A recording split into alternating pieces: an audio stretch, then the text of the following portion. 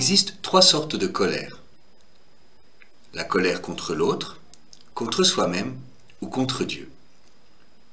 La colère contre l'autre est le fruit d'une accumulation du ressentiment, un peu comme l'océan qui frappe et frappe encore la falaise jusqu'au jour où elle s'écroule. C'est lié à la difficulté d'accepter l'autre tel qu'il est dans sa différence.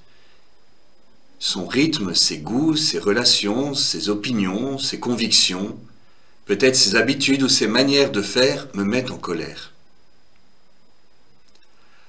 La colère contre soi, c'est la colère qui se retourne contre soi-même parce que j'ai fait quelque chose de mal ou je n'ai pas fait ce que j'aurais dû faire.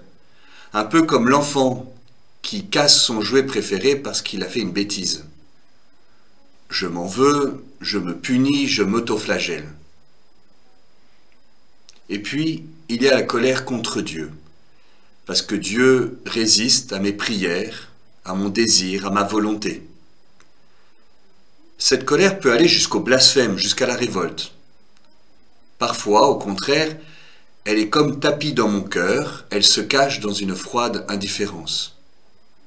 Par exemple, dans le livre de Bernanos, Journal d'un curé de campagne, le jeune prêtre rencontre la comtesse.